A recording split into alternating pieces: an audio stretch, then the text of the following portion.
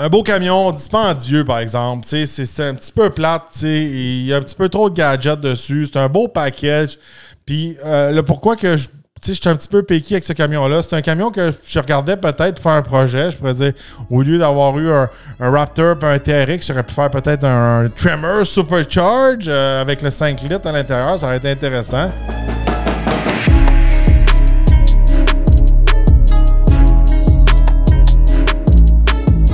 Bienvenue au Talk Podcast. Aujourd'hui, je vous fais part de mon essai routier du Ford F-150 Tremor.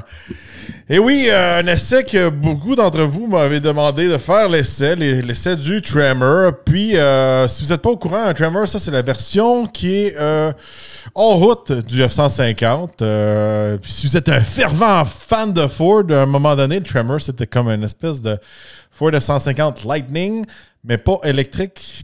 Comme le SVT Lightning avait refait une espèce de camion sport rabaissé avec le moteur EcoBoost. Il a appelé ça Tremor. Le Tremor, avec les années, s'est transformé en package en route.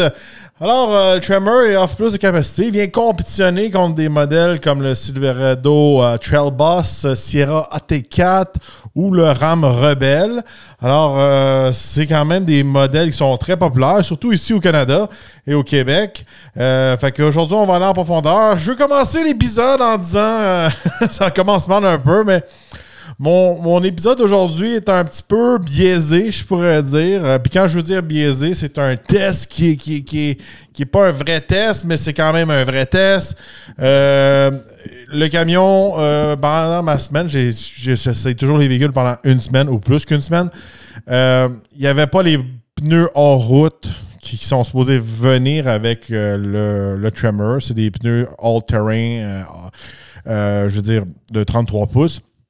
Là, j'avais des pneus d'hiver, puis ils ont vraiment réduit la dimension des pneus pour mettre vraiment des pneus d'hiver. Fait que ça fait un gros changement sur ce modèle-là. Mais vous inquiétez pas, mes impressions sont pas biaisées parce que j'ai quand même conduit les anciens modèles de Tremor. J'ai une très bonne idée de qu'est-ce que ça a de l'air avec les bons pneus dessus et tout ça. Fait que là, aujourd'hui, ça fait plus comme un test hivernal, mais sans neige. Ça fait partie de la game ici au Québec, OK? Pourquoi que les manufacturiers et les gens de flotte mettent pas des pneus all-terrain ratés pour l'hiver, comme un peu que je mettais sur mon Raptor, mon AT4, mon Yukon, puis mon TRX? Regardez, je pense que la majorité des journalistes sont souvent en ville, puis aussi, ils ont un petit peu de la misère à s'adapter à ce type de pneus-là.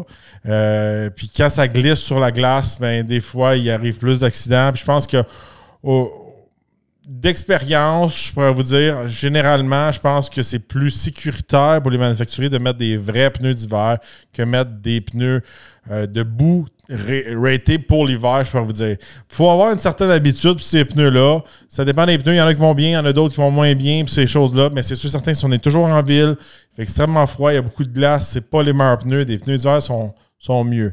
C'est la raison pourquoi il y avait des pneus d'hiver dessus, mais quand on change la dimension des pneus comme ça vient changer beaucoup, puis les gens n'ont pas conscience de combien changer les pneus, surtout quand on change la grosseur, littéralement, mais ça vient affecter beaucoup de choses. Donc là, aujourd'hui, l'économie d'essence, les performances, la ride sur la route, tout ça, il faut garder ça en tête que c'est pas... Ça a été un peu biaisé dans mes tests. Quand il va avec le prix, le Tremor part à 70 475 $. Et le modèle à l'essai est d'une valeur de 94 000 $. Mais faites attention sur le site internet de ce temps-ci, il y a des gros rabais là, quand je vous parle. Puis je ne vous donne jamais les prix avec les rabais parce que peut-être que vous allez écouter ça un mois plus tard ou peut-être un an plus tard, on ne sait pas. Mais présentement, quand que je vais sortir cette vidéo-là, il y a un rabais de 8 000 $. Fait que ça fait une bonne différence.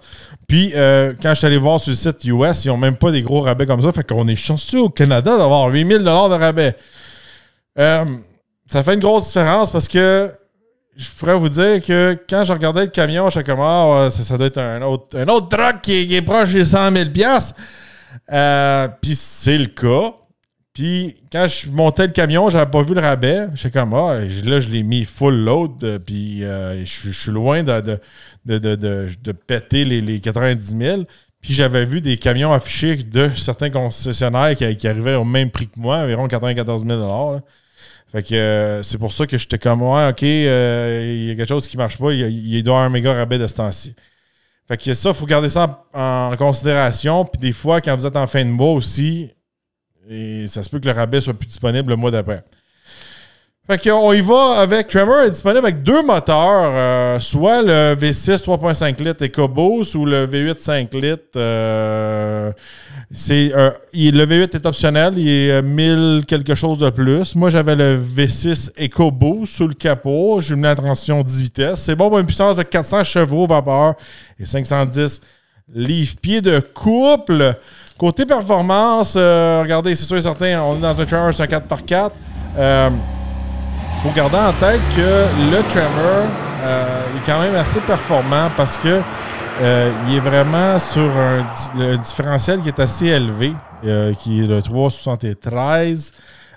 Fait que de ce côté-là, c'est bon pour décoller. On peut faire le 0 à 100 en 5,3 secondes. Puis je vous dirais que peut-être que avec les pneus que j'avais dessus d'hiver, ça pouvait être peut-être en bas de ça facilement parce qu'on a réduit la grosseur des pneus. C'est la même chose que quand, je vais vous donner un exemple, quand on voit un TRX qui va à piste de drague puis mettre des plus petits trous avec des pneus de drague, c'est certain que le camion va être plus performant. Si on le compare au modèle V8, V8 est un petit peu plus, je pourrais dire, long à décoller. On peut faire le 0 à 100 en 6 secondes. Fait que si vous comparez les deux, il y a quand même une bonne différence de performance de ce côté-là. Quart de mille, c'est bon pour 13,9 secondes. Fait que c'est quand même un camion qui se déplace. Côté d'une route, je pourrais vous dire que là, c'est là que j'ai eu vraiment un gros changement parce que j'avais pas les bons pneus dessus. La dernière fois que j'ai eu un Tremor, j'ai beaucoup aimé la ride. C'est une ride, j'appelle ça hors route, confortable, qui se rapproche des Raptor. Fait que, si vous n'avez pas le budget d'un Raptor, Raptor R, TRX, les TRX n'existent plus, le RHO, mais vous avez un peu un confort sur la route qui est similaire avec un grand dégagement de la suspension. Vous avez une suspension hors route Tremor. Il n'y a pas de nom spécial. C'est pas une Fox ou quelque chose sur la Tremor, mais c'est une suspension qui ride bien.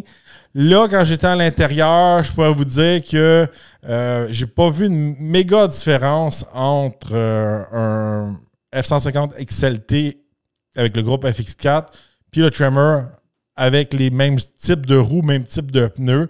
Je voyais que la Tremor est un petit peu plus lousse de ce côté-là, mais je suis sûr et certain que les pneus apportent un certain confort aussi. Puis aussi, il ne faut pas oublier que les pneus ont été designés pour la suspension. On l'a vu, on a vraiment une suspension qui est designée par Ford, une Tremor. Là. Il y a vraiment des logos Tremor sur la suspension. Fait que de ce côté-là, le confort va très bien. Je me rappelle de l'ancien modèle que j'ai essayé l'année auparavant. Le véhicule est très confortable aussi. Est très stable. Pas aussi stable qu'un Raptor, parce que le Raptor, il ne faut pas oublier qu'il est plus large. La suspension a plus d'empattement, ces choses-là. Il y a aussi plus de dégagement. La suspension bouge plus.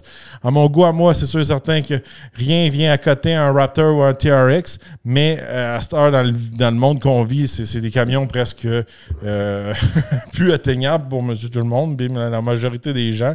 Fait que souvent, les gens vont considérer le Tremor parce que les autres camions sont très, très chers de ce côté-là. Mais tout allait bien sur la route pour le côté confort, tout ça. Mais encore là, comme je vous dis, à part avoir les bons pneus, ça vient faire une grosse différence. Puis il y a un de nos abonnés VIP que lui, il a un Tremor 5 litres qui m'a écrit. Puis j'apprécie toujours les feedbacks. Puis lui, il m'a dit qu'il avait changé ses pneus. Puis il avait mis des pneus un petit peu plus durs que ceux d'origine. Parce que ceux d'origine, il m'avait dit qu'ils avaient perforé, justement, je pense, sur une roche ou une branche. Puis il disait que ceux qui sont d'origine sont très mous. Puis ceux qu'il avait mis, lui, sont plus rigides. Puis il disait que la ride était vraiment plus rough de ce côté-là.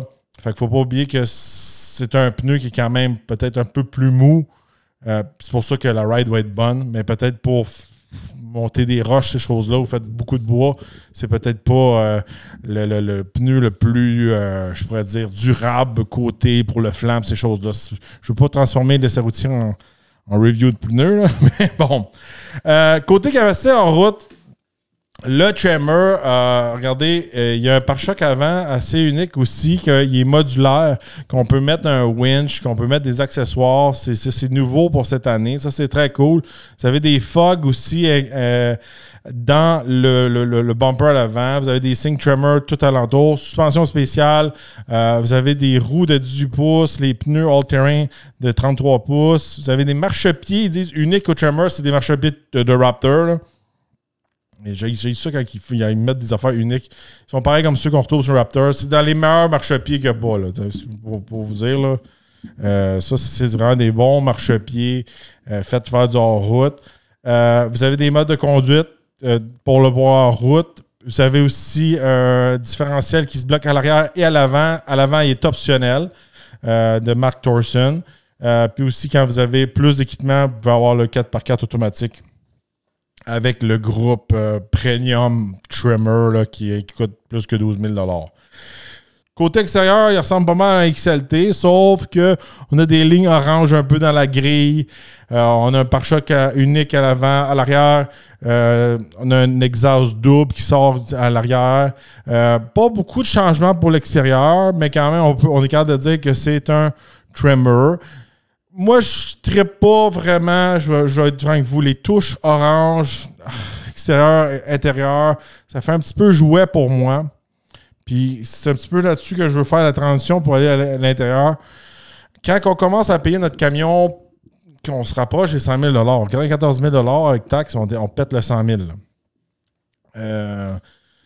Avoir l'air d'un jouet, je trouve que j'aimerais mieux un côté qui est un petit peu plus vers le luxe que le jouet Tonka. En tout cas, c'est mon avis à moi. C'est peut-être moi qui aime beaucoup l'approche un peu plus chez GMC avec AT4.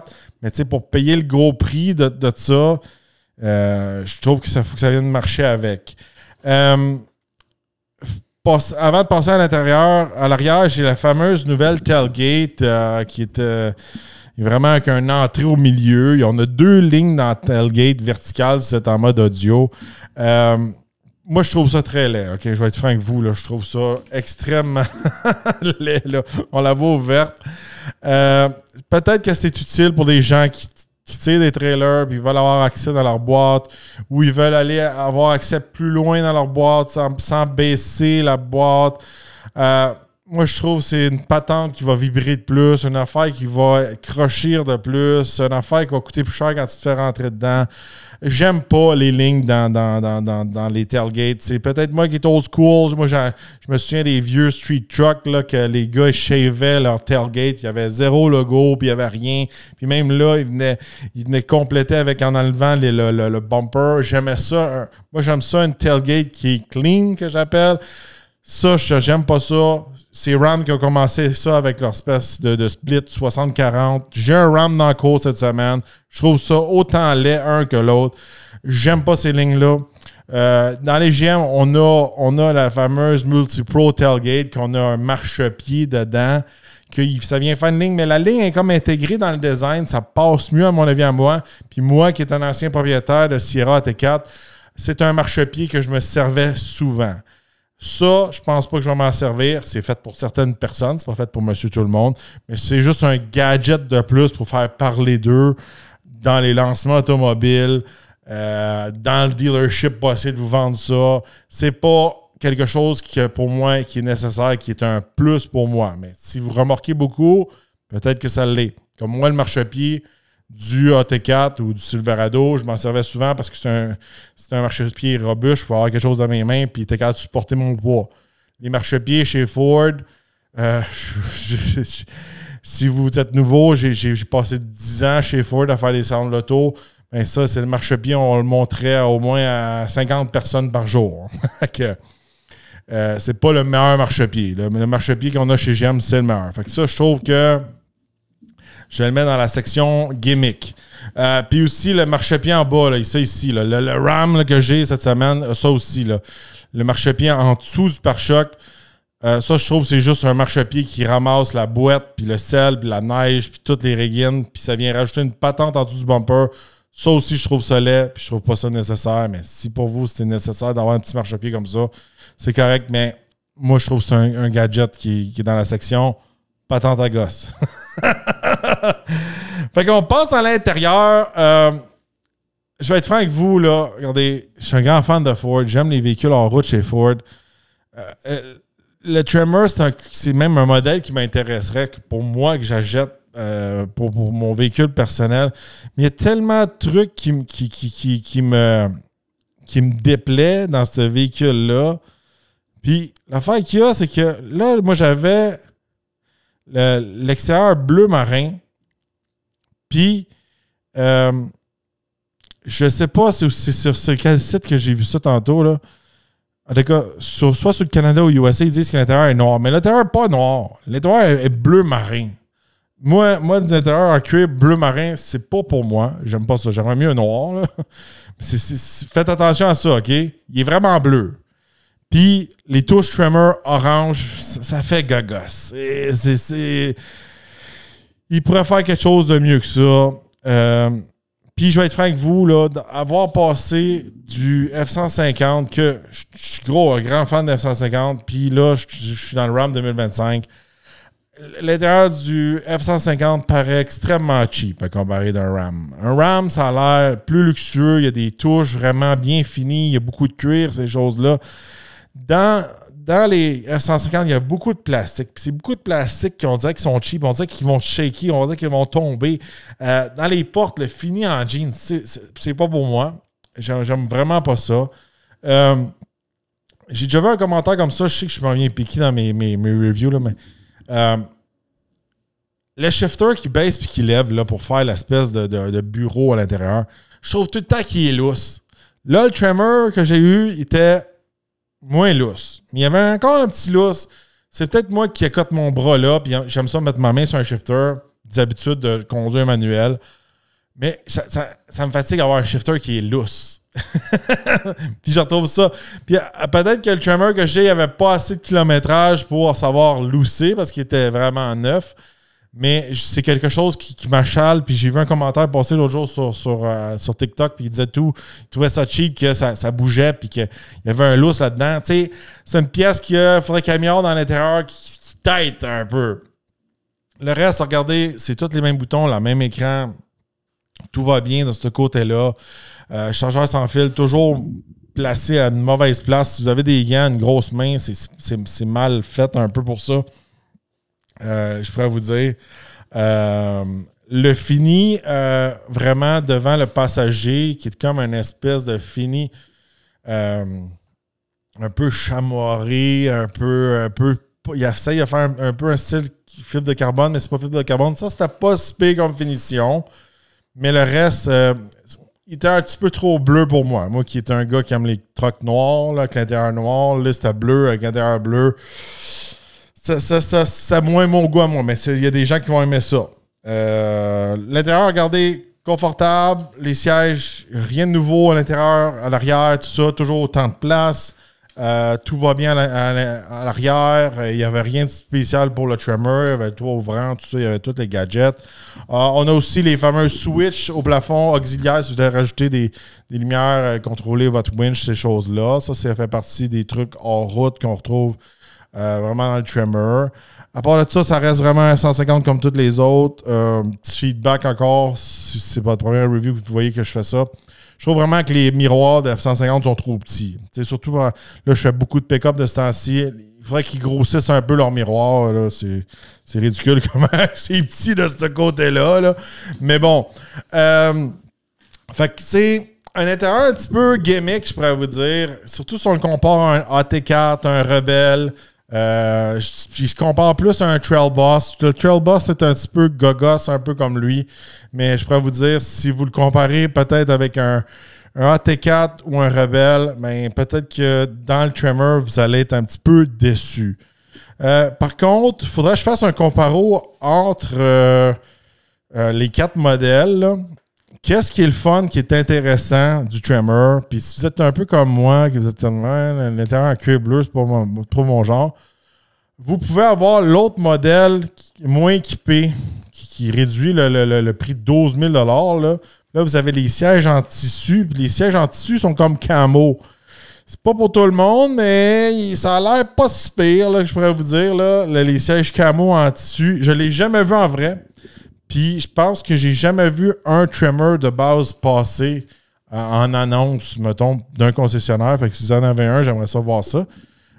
Ça semble intéressant. Ça semble plus abordable de ce côté-là.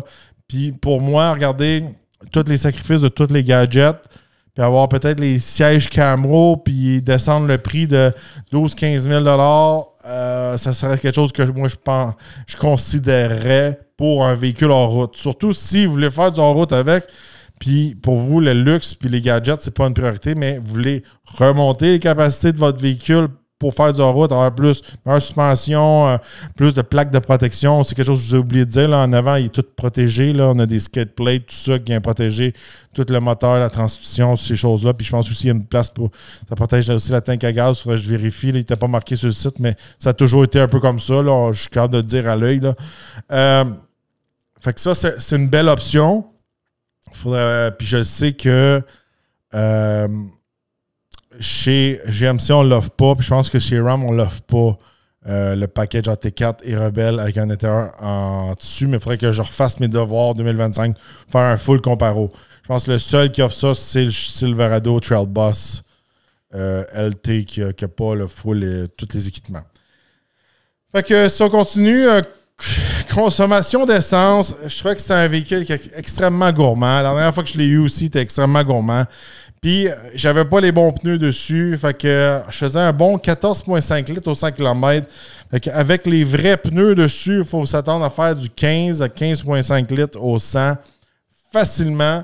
Vous êtes guéri pour faire du hors-route. En plus, vous avez un différentiel qui se bloque à l'avant. Puis, vous amenez plus de poids avec les skid plates, tout ça. Fait que c'est pas le véhicule économique. C'est un véhicule qui est axé sur la route. Puis, il n'y a pas de miracle à faire de ce côté-là. Côté remorquage, faites-vous pas avoir de ce côté-là. Même en faisant des recherches sur Google, je pourrais vous dire, même moi, j'ai eu de la misère à trouver le bon chiffre. Il y avait beaucoup de chiffres qui étaient pas bons. Puis automatiquement, le Google ou peu importe que le chercheur de qu'est-ce que vous utilisez pour faire vos recherches, il va vous dire que le camion est capable de tirer 14 000 livres, 13 500 livres. Puis ces stats-là sont des fois pris de sites qui viennent des concessionnaires, puis c'est des fausses informations. Faut vous fier seulement au site de Ford, puis il faut diguer plus loin que le site de Ford, malheureusement. Il faut aller vraiment dans le towing guide de chez Ford. Regardez, je vous sors des outils vraiment d'employés Ford, là. Puis écrit en petit, il est marqué à une place exactement comment il est capable de tirer. Puis c'est 10 200 livres là, avec le EcoBoost. J'ai pas trouvé le chiffre avec le 5 litres. Ça doit être environ similaire. Même la charge utile, je n'ai pas été capable de le trouver. Elle n'était pas indiquée dans le guide, je pourrais dire, 2024. Là.